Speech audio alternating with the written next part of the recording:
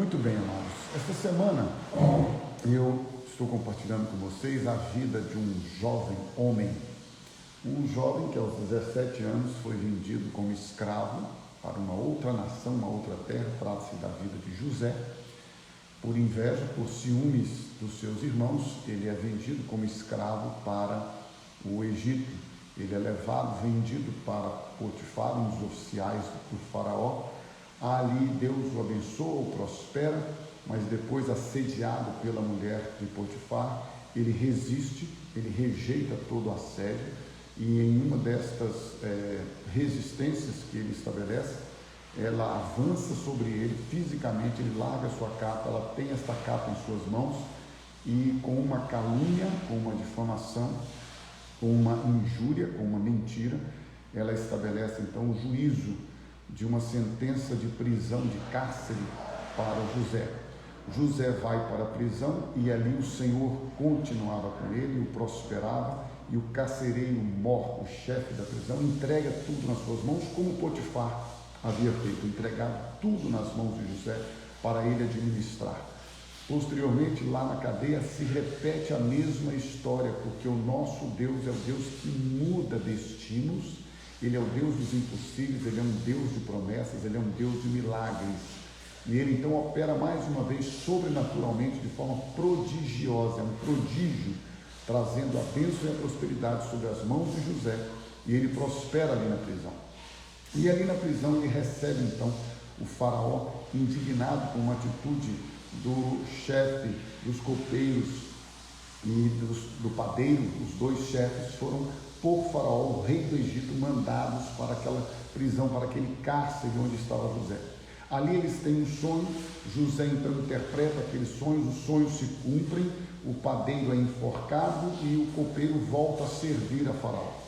E José diz para o padeiro: olha, rapaz, quando você sair daqui, o sonho vai se cumprir, Deus vai cumprir o que eu revelei para você, e você se lembre de mim. Mas, diz a Bíblia, então, dando sequência a estas lives que se iniciaram na terça-feira, você pode acompanhar aí retroativamente, é o hashtag 1 e 2 de Você Pode, porque eu quero sempre lembrar a você que você e eu, você pode, em Cristo Jesus, ter o seu destino mudado, ter a sua história mudada, independente do seu passado, porque o seu passado, o meu, o nosso passado, nunca pode determinar o nosso futuro se nós estamos em Cristo Jesus, porque se alguém está em Cristo, nova criatura é. As coisas velhas ficaram para trás, eis que tudo se fez, eis que tudo se faz novo nele, por meio dele e para a glória dele. E então José está ali agora, esquecido, diz a Bíblia, Gênesis capítulo 40, para você que se sente injustiçado, né? Tem gente que fala: ai, me esqueceram de mim, coitadinho de mim, ninguém liga para mim,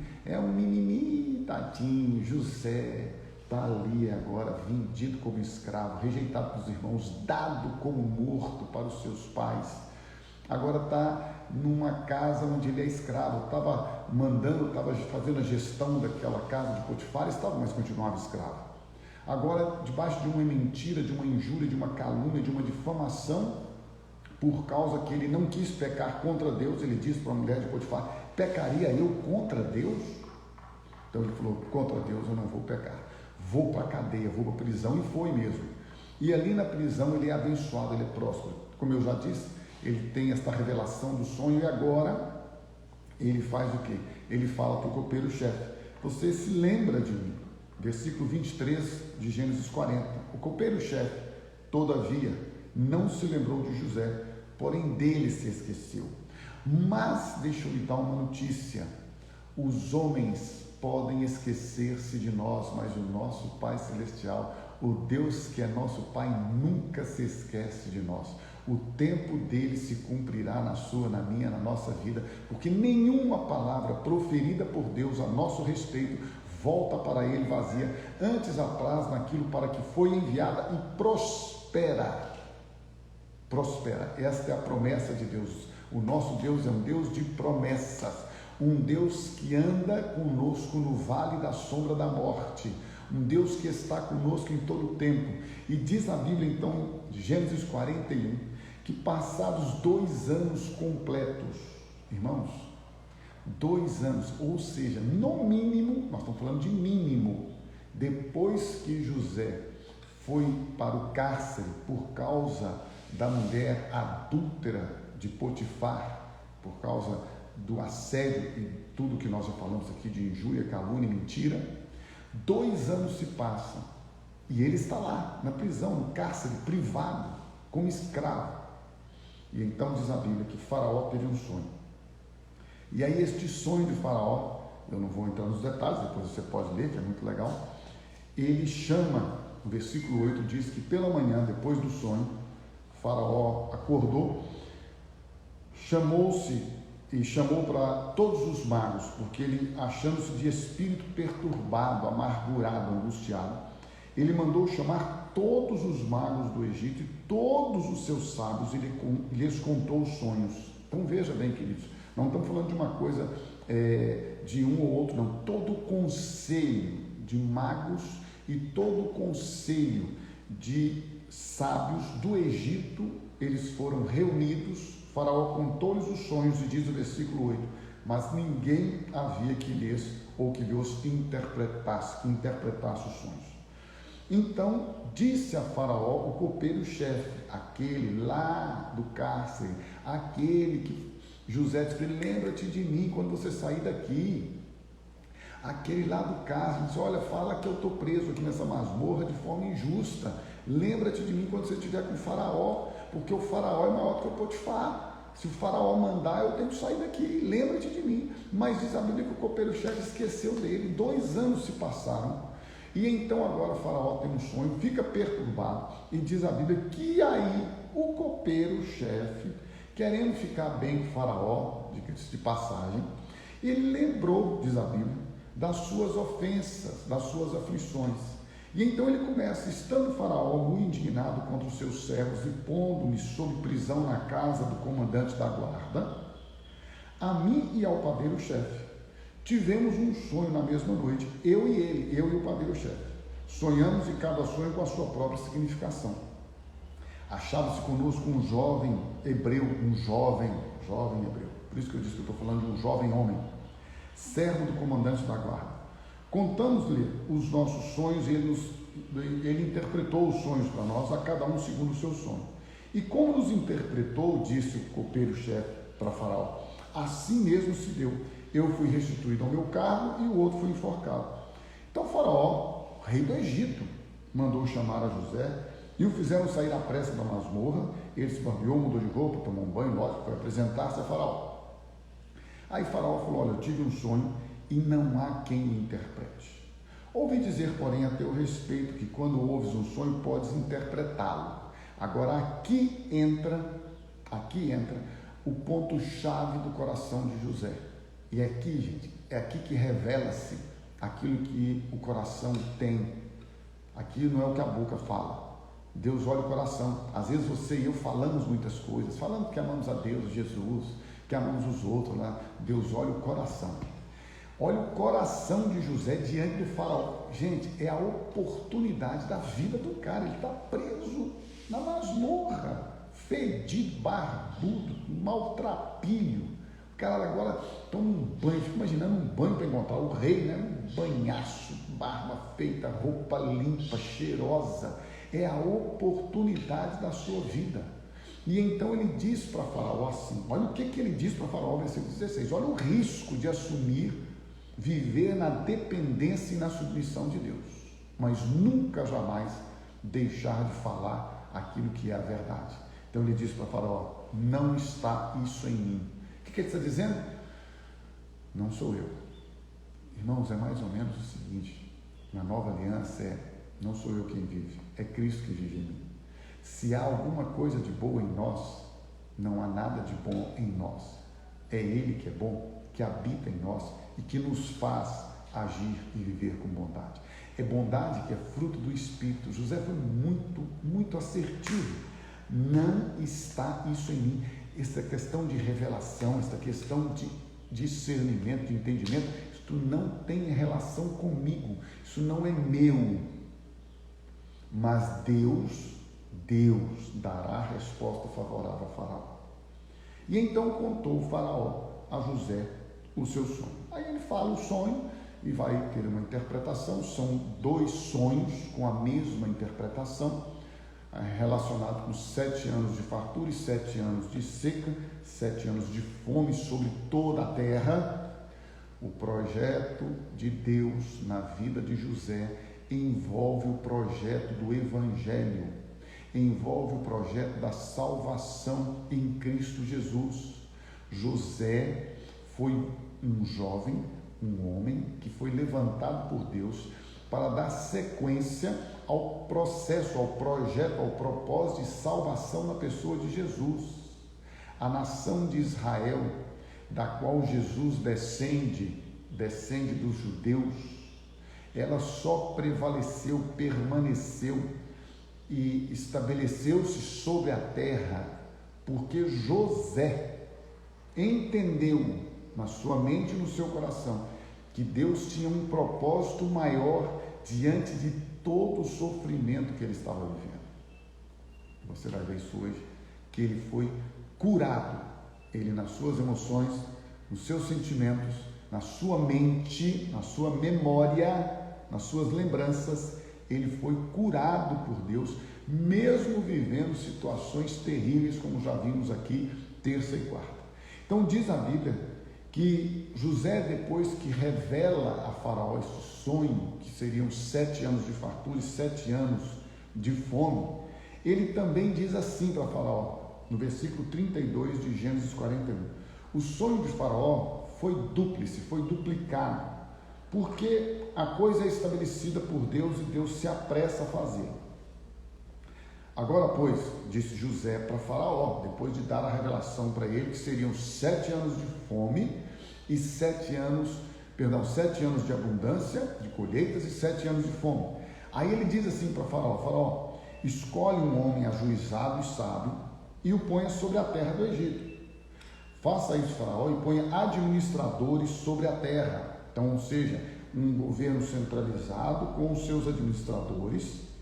Tome a quinta parte, divida por 5, tudo que for colhido nesta terra nos próximos 7 anos, e ajunte isso. Tome a quinta parte dos frutos da terra do Egito nos 7 anos de fartura.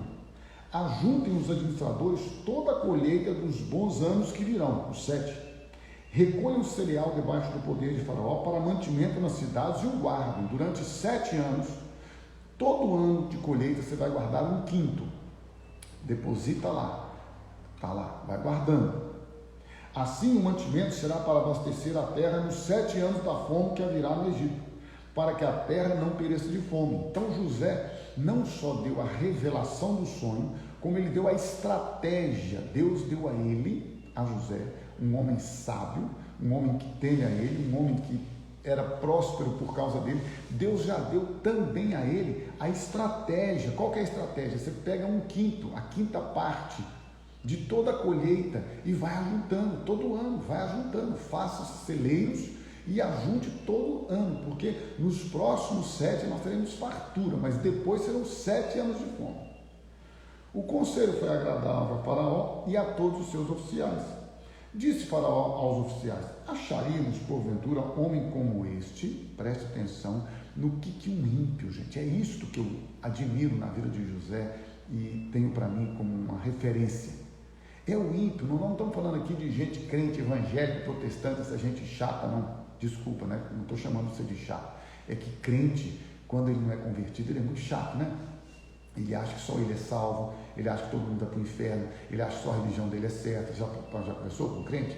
Crente é assim, ele acha que todo mundo que não crê como ele crê vai para o inferno, que só ele está certo. É uma coisa louca, ele já se torna juiz. É desses que eu estou falando, não é de você não, você é gente boa.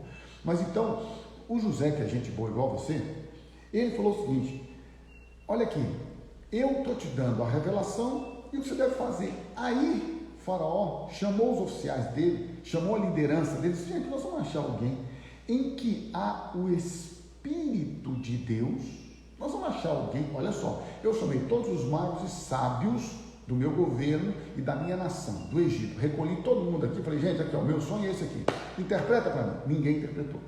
Esse menino homem, ele diz o seguinte, que não só a interpretação está dada, como a estratégia. E ele falou para arrumar alguém sábio, alguém ajuizado. Então disse Faraó para José, visto que Deus te fez saber tudo isso, isso não está em mim, mas o meu Deus, estão lembrados da resposta dele para Faraó? É assim que fica, gente, fica claro. Quando a sua vida vive na dependência de Deus, ela é experimentada na dependência, Deus é claro, não é você, não sou eu, não somos nós, é Deus. Faraó reconheceu isso, visto que Deus te fez saber tudo isso, ninguém há tão ajuizado e sábio como tu. Administrarás a minha casa. Eu queria que você prestasse atenção e eu vou só relembrar rapidinho. Foi para a casa de Potifar, o que aconteceu? Tornou-se o administrador e tudo o que ele colocava suas mãos prosperava e tudo o que ele fazia era bênção e tudo foi entregue nas mãos dele, exceto a esposa de Potifar, aquela que injuriosamente o levou ao cárcere. Chega lá no cárcere, o que o carcereiro mor, o chefe, vê lá, o supervisor, o gerente da prisão, que ele vê lá? Ele vê esse cara é próspero, pega toda a prisão e todos os presos e diz assim, olha, todo mundo está debaixo das tuas ordens. Agora ele está lá, preste atenção, irmãos, com o Faraó, o rei do Egito. Aí o rei fala, olha, você agora vai estar sendo revestido de uma autoridade e de um poder. Agora vamos ler. Administrarás a minha casa e a tua palavra obedecerá todo o meu povo. O menino homem vem de fora, de outra nação, é hebreu, não é egípcio. E o rei do Egito diz assim, todos vão submeter-se a você, todo mundo tem que te obedecer. Somente no trono eu serei maior do que você. Estou lá no trono, mando em você, mandando em você, eu mando em tudo. Mas antes de alguém mandar em tudo, quem manda é você. Disse mais Faraó a José, vês que te faço autoridade sobre toda a terra do Egito. Então tirou o Faraó o seu anel de sinete da mão e o pôs na mão de José. Fê-lo vestir roupas de linho fino e lhe pôs ao pescoço um colar de ouro. Colocou José sobre o seu carro, no segundo carro, e clamavam diante dele, inclinai-vos. Desse modo o Faraó constituiu a Moisés sobre toda a terra do Egito.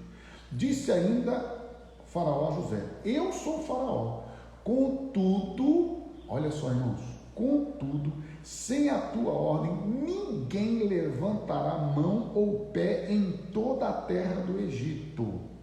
Eu não sei se você já está assim, pensando aqui, refletindo, mas ele está mandando em quem no Egito? Todo mundo, em tudo e em todos, que inclui quem, irmãos? O copeiro que se esqueceu dele, inclui Potifar, inclui a mulher de Potifar, inclui o carcereiro-chefe. Eu fico pensando aqui comigo agora, na hora que a galera recebeu a notícia. Você imagina, né? Potifar recebe a notícia, Potifar, aquele cara que você mandou prender por causa que sua mulher colocou as mentiras, ou adúltera, aquele cara que você injuriou, ele agora é o seu senhor. O carcereiro, por um acaso você fez mal a José, porque ele agora manda em você. Alguém na prisão, você imagina um copeiro. Eu fico pensando no copeiro, porque o copeiro deve ter olhado e falar assim, e agora? Se ele falar assim, eu agora tenho que obedecer ele, se ele quiser me trocar. Você já pensou que, veja bem, com a sabedoria e com a autoridade dele, ele chegaria simplesmente para o Faraó e falaria assim, ô Faraó, mudei seu copeiro. Ah, cadê o outro? Ah, coloquei ele no espeto, enforquei, decapitei, está na prisão, vai ficar lá os anos que ele se esqueceu de mim. Você está entendendo ou não? Mas sabe por que o José não fez isso? Você vai ver daqui a pouco, e eu espero que isso caia como um transbordar de cura sobre a sua vida. Porque o nosso Deus, Ele é um Deus de amor, Ele é um Deus de misericórdia, de compaixão, de graça e de bondade. Então diz a Bíblia que chamou Faraó a José de Zefenate, ou Zafenate Paneia, e lhe deu por mulher a Azenate, filha de Potífera, sacerdote de On. E percorreu José toda a terra do Egito. Agora eu vou chamar a sua atenção mais uma vez para o que a Bíblia nos relata aqui. Era José da idade de 30 anos quando se apresentou a Faraó, rei do Egito. Meu irmão, minha irmã. Com 17 anos ele foi vendido pelos seus irmãos para os midianitas, para os ismaelitas, e foi para a terra do Egito. 17. Então você e eu estamos falando aqui de 13 anos de escravidão. 13 anos. Um menino, homem de 17 anos, que agora está com 30 anos. Nestes 30 anos, ele passou pela casa de Potifar, ele passou pelo cárcere, pela masmorra, pela prisão. Durante 13 anos, José esteve preso, fora o tempo da casa de Potifar, mas como escravo. Ele esteve escravizado durante 13 anos. Então deixa eu dar uma notícia para você. Eu não sei quais são os seus problemas, suas lutas e suas dificuldades, mas o tempo de Deus vai chegar.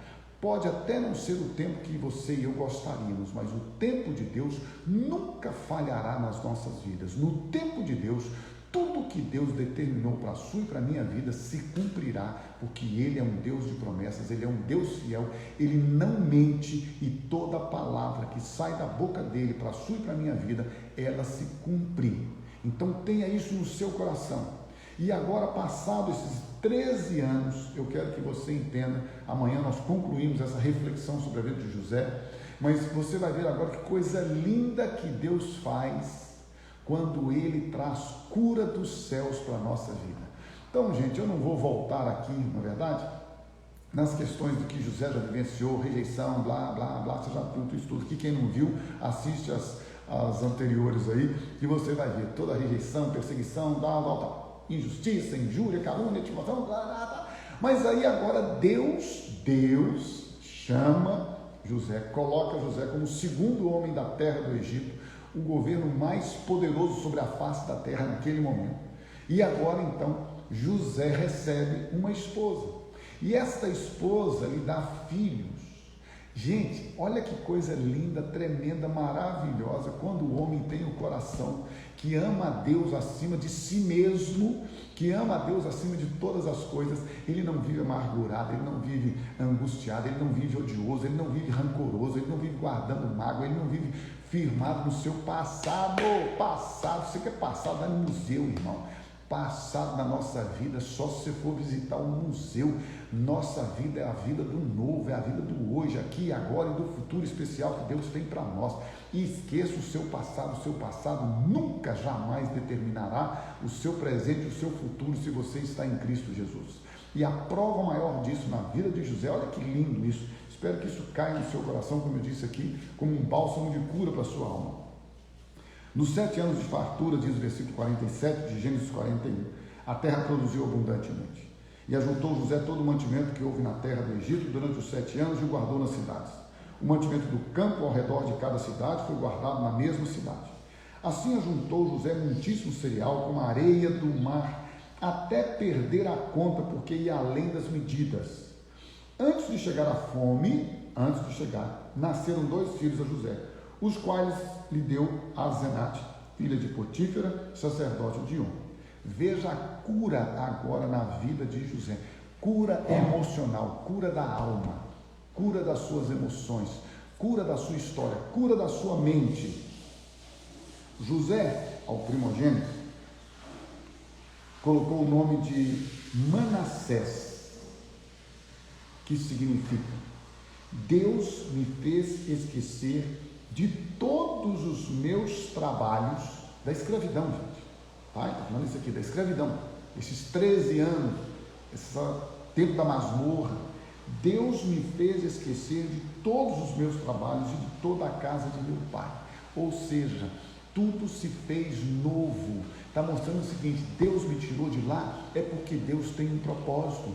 Vocês estão lembrados de Abraão ou não? Sai da tua terra, da tua parentela e vai.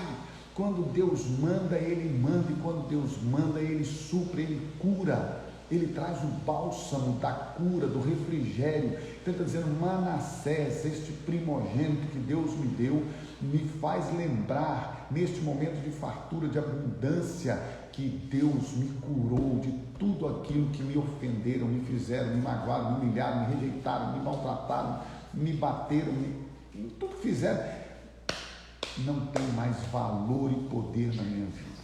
As lembranças, as memórias que eu tinha da casa do meu pai, que me traziam tristeza, saudade, isso, aquilo, estou curado. Mas ao segundo, Deus deu 2 para ele, diz a Bíblia. Chamou Efraim. E aí ele disse: Efraim é porque Deus me fez próspero. Preste atenção na expressão que José diz agora: na terra da minha aflição. Você está aflito? Isso não vai impedir a prosperidade de Deus sobre a sua vida e na sua vida. As aflições servem para nos aperfeiçoar. As aflições e os sofrimentos aperfeiçoaram o homem Jesus. Jesus que se fez carne, habitou entre nós. Ele, como sangue, carne, feito a sua e a minha semelhança, ele foi aperfeiçoado por aquilo que sofreu. E nós também, nos momentos de aflições, de lutas, tribulações e provações, devemos entender que Deus não tem prazer no nosso sofrimento. O que Deus faz é usar o nosso sofrimento para nosso crescimento, amadurecimento, maturidade. Então você pode ser curado do seu passado, você pode ser curado de tudo aquilo que você viveu no seu passado, tão somente recebendo na sua vida a glória, a graça de Deus, e receba o Manassés de Deus na sua vida, receba o Efraim de Deus na sua vida, na etimologia da sua palavra. Você pode e você vai ficar curado, sarado e próspero, ainda que em meio às tribulações, porque o nosso Deus é um Deus de promessas, é um Deus que faz novas todas as coisas em todo o tempo e que tem prazer em nos abençoar. Que o Senhor te levante, que o Senhor te guarde, que o Senhor faça resplandecer sobre a sua vida a paz dele, a paz que vem de Deus, que excede todo entendimento, que guarda os nossos corações em Cristo Jesus.